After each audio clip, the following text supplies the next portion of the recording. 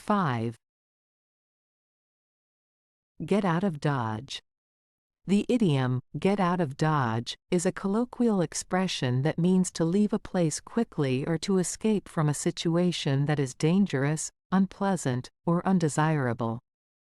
It originated from the phrase, get out of Dodge City, which referred to the protagonist's need to flee the lawless and dangerous town of Dodge City in the American Old West. Here are a few examples to help illustrate the usage of this idiom. 1. After realizing that the party was getting out of control, Sarah decided it was time to get out of Dodge before things got worse. 2. John was tired of the stressful city life, so he sold his apartment and decided to get out of Dodge by moving to a small town in the countryside. 3. When the hurricane warning was issued, the residents were advised to get out of Dodge and seek shelter in safer areas. 4. After a long and exhausting week at work, Jane decided to take a spontaneous vacation to get out of Dodge and recharge her batteries. 5. The police arrived at the scene, and the troublemakers knew it was time to get out of Dodge before they got caught.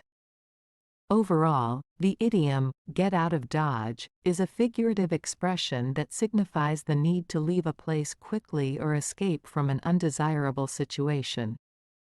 It is often used in informal conversations to convey the idea of making a hasty exit to avoid trouble or unpleasantness. 4. I'll eat my hat.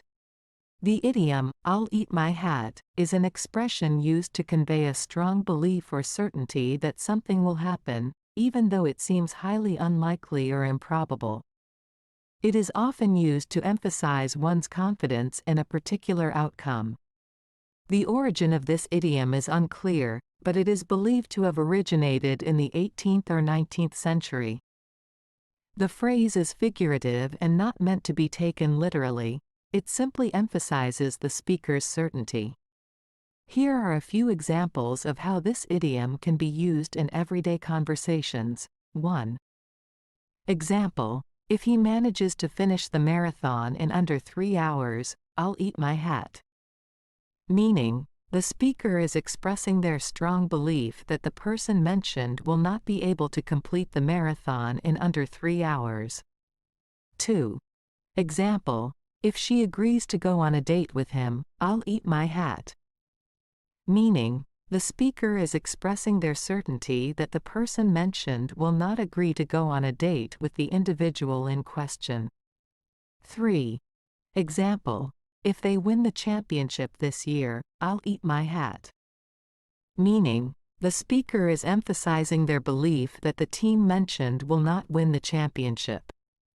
In each of these examples, the idiom, I'll eat my hat, is used to add emphasis to the speaker's certainty about an unlikely or improbable event. It highlights their strong belief that the mentioned outcome will not occur. 3. Adam's ale. The idiom, Adam's ale, is a playful and somewhat old-fashioned way of referring to water. It is often used to emphasize that water is the most basic and natural drink. The phrase, Adam's ale, is derived from the biblical story of Adam and Eve, where water was the only beverage available to them before the concept of other drinks came into existence. Here are a few examples of how Adam's ale can be used in sentences. 1. I don't drink soda or juice, I prefer to stick to Adam's ale. This sentence means that the person prefers to drink water instead of other beverages. 2. After a long day of work, nothing quenches my thirst like a glass of Adam's ale. Here, the phrase is used to emphasize that water is the most refreshing drink after a tiring day. 3. At the party, they served only Adam's ale, which disappointed many guests.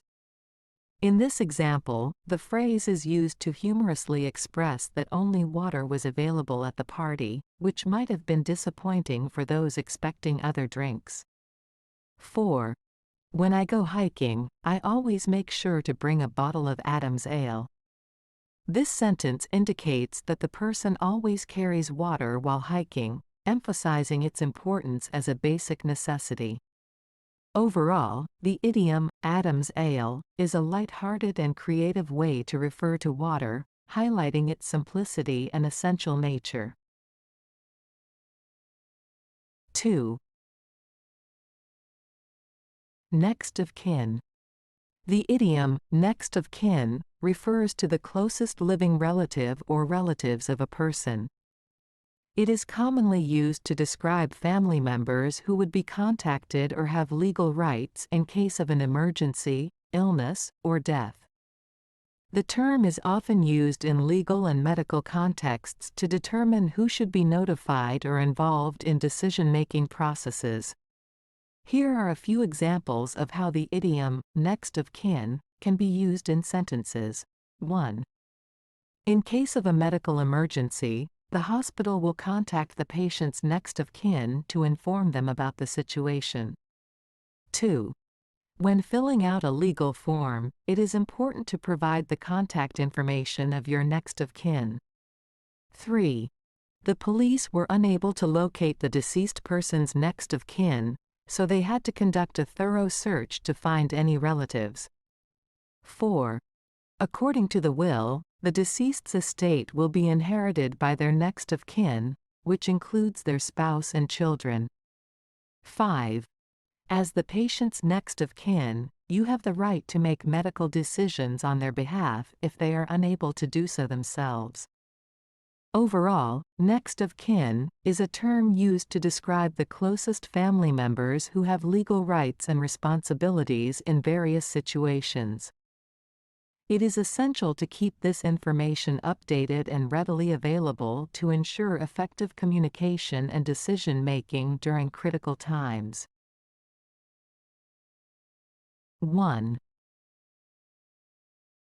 Cutting edge. The idiom, cutting edge, is often used to describe something that is innovative, advanced, or ahead of its time. It is derived from the image of a sharp edge that can easily cut through things.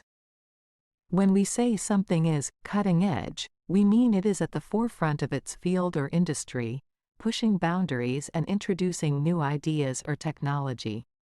Here are a few examples to illustrate the usage of the idiom. 1.